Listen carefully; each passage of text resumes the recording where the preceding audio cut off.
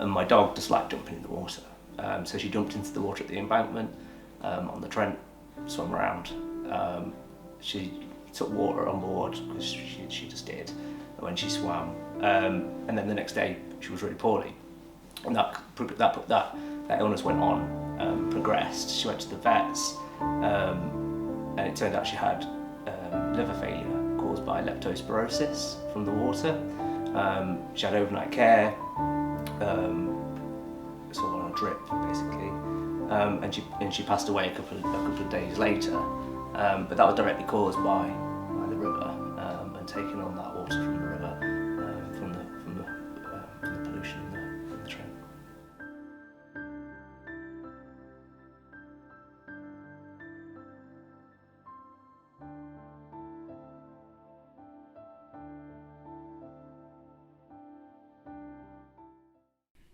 Hi, my name's Freddie Medley, and over the past few years, kayaking has become my life.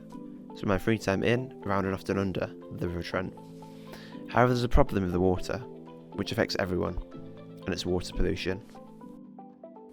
In this documentary, I'm going to investigate the effects water pollution has on people. I'm going to do this by interviewing kayakers like myself, and an environmental specialist.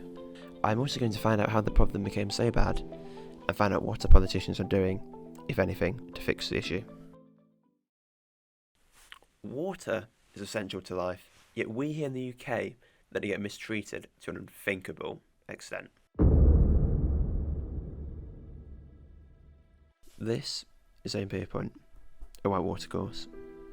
I came here as I wanted to find out what the polluted water was doing to the kayakers. I generally get ill a couple of times a year from the Trent, from kayaking. So I go down to kayaking probably once a week or once a fortnight. More so in the summer, when apparently the water's better.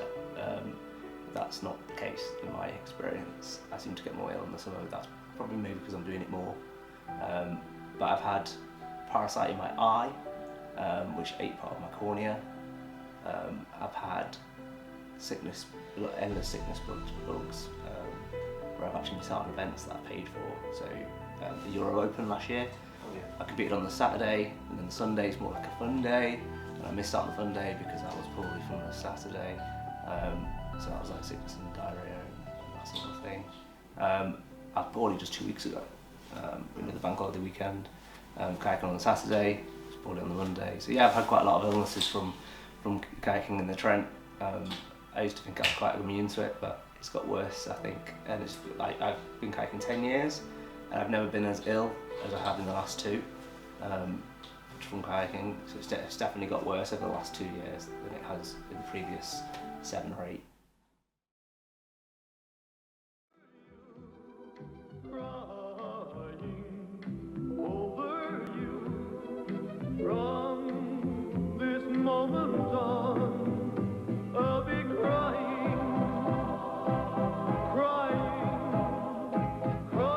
It's no good turning on the waterworks after Wednesday. Register by then, or you'll miss out on the extras you could get if you become an H2 owner. To register for incentives and a prospectus in the Watershare office, call 0272 272 272, no later than Wednesday. The year was 1989, and the controversial Prime Minister, Margaret Thatcher, just passed a new bill making all of Britain's waterways privatised. France to the Philippines, from Jamaica to Japan, from Malaysia to Mexico, from Sri Lanka to Singapore, privatisation is on the move. Surprisingly, this actually helped in the short term, but as you'll soon find out, ended up hurting Britain in the long term. Before privatisation, Britain was known as the dirty man of Europe, due to the poor quality of our water. It wasn't until 1988 when Margaret Thatcher delivered her speech on the environment would things begin to change, as water companies began investing large amounts of money into clean-up projects. However, this wouldn't last forever, as the water companies were overlooking a massive issue. A large majority of the pipes that are in use today date back to the Victorian era, and so were designed for a population of 37 million, and not the 67.9 million people who live in the UK now. Due to this issue, any excess waste from our sewers is forced to be pumped into our rivers and seas. However, when there's a storm, or anything that could cause a flood, the water companies are forced to release even more sewage into our rivers and seas, as the ancient waterways are not designed for this large influx of water. Although the ancient sewage pipes are a very big reason as to why our waterways are so disgusting, they are not the only reason. So I've agreed to meet up with Jane Dutton, an environmental specialist, who will give us a deeper insight into the issue. There are so many effects of water pollution both on people and on the environment. With people, there's a huge number of waterborne diseases. We've got harmful pathogens and parasites that can cause illness, things like gastroenteritis, cholera, hepatitis and dysentery, all really unpleasant, quite third world things that we don't really associate with us, but we're starting to see because of this water.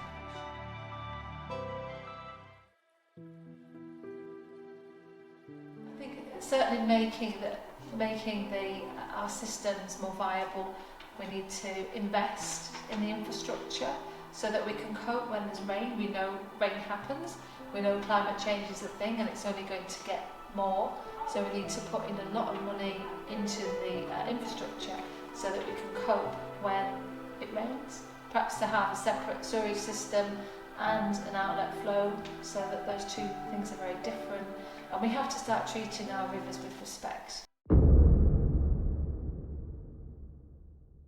Now that we know quite a lot about the issue, how it affects people and how it's caused and how we can solve it, I've decided to meet up with a few politicians to see what they're doing about the issue.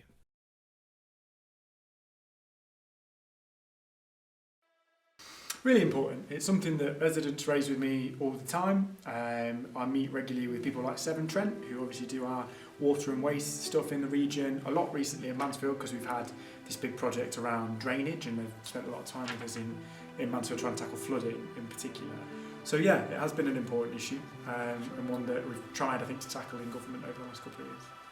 Water pollution is so important to me, and I think it should be so important to all of us because it's the thing that keeps us alive. It's the most crucial resource we have in this world, and I think it's so important that we keep it clean and also keep it available to everyone.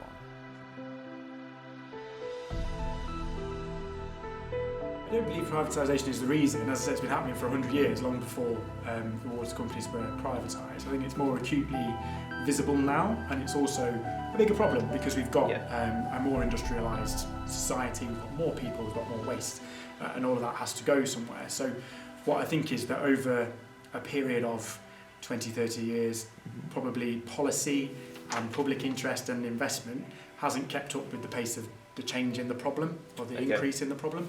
And that's a huge challenge we now need to fix, but you're talking tens of billions of pounds to fix. Yes. Privatisation is responsible for the majority of the problems that we face today, unfortunately. These are public services. They should be controlled by the public, by democratically elected representatives. They should not be run for profit. It makes no sense to me that water, the most valuable resource in the world, is managed in a way that makes money for shareholders.